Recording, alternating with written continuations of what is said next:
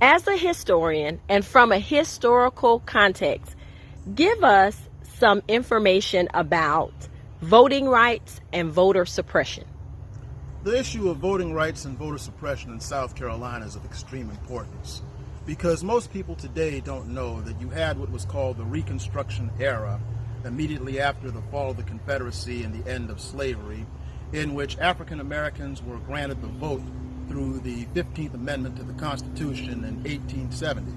And during that period, 76 blacks and 48 whites gathered at the Charleston clubhouse next to where the federal building is today to rewrite South Carolina's Constitution into one of equality, banning racial discrimination, and the great Robert Smalls, the great leader who freed his family from slavery by stowing them aboard a Confederate ship called the Planter and sailing into freedom. He passed a law on January the 23rd, 1868, calling for the public school system of South Carolina. During those days, we had two black lieutenant governors, Alonzo Jacob Ransier and Richard Howell Gleaves, who served together from 1870 to 1877. And from 1873 to 1877, we had the University of South Carolina as the only integrated school anywhere in the South, with Professor Richard T. Greener, a first black Harvard graduate, serving as a professor. His statue is in front of the Thompson Library at USC right now. So with all these things going on, however, reaction set in. A Ku Klux Klan that was formed in Tennessee was quite vicious in South Carolina during this time period. And Benjamin Tillman, whose statue is on the State House now, led a group called the Sweetwater Sable Club that basically massacred African Americans in Hamburg, South Carolina. With all this going on, the federal government had enough and passed the Tilden-Hayes Compromise of 1877 that turned the South over back to its own formerly white leadership. And this is where the Daughters of the Confederacy erased these things out of the history books and put in pro-Confederate history. And thus, as a result of that, they began to strip away our rights to vote.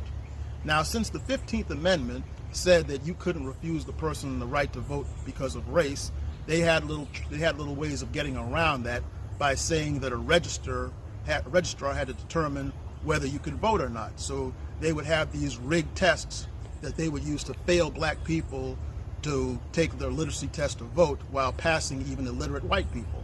So that kind of chicanery managed to prevent African Americans from voting until Judge Julius Waties Waring here in Charleston overturned that in 1947, and much later again with the Voting Rights Act of 1965 after much protests from African American leaders such as George Elmore in Columbia, as well as Esau Jenkins here in Charleston and Mother Majeska Simpkins in Columbia.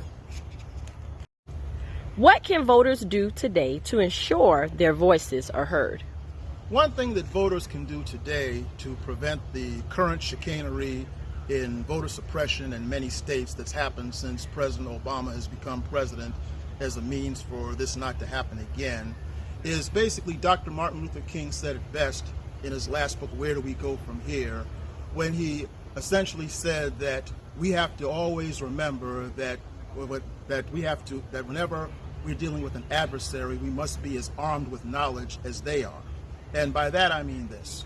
We have to be aware that no matter what happens, there is the 15th Amendment to the Constitution that guarantees a person's right to vote regardless of race. So when worse comes to worse with these laws, we could always sue on the basis of the knowledge of the 15th Amendment as well as the Voting Rights Act. And right now you have people such as Stacey Abrams and Reverend Raphael Warnock down in Georgia, who I think are handling this intelligently with the We the People Act that they're trying to pass through the Senate and Congress to do away with this sort of chicanery in that. But if people are aware that there are already laws on the books that prevent this sort of thing, if they see that they're dealing with people who know these laws, that would give them less the opportunity to mess with our chances of voting as far as that goes. So basically, the thing to do is to not only be aware, but also those of us who know these things must do our part in educating the average Jane and the average Joe to these laws so that they will not feel intimidated. As Malcolm X said, along with voter registration, you also need voter education.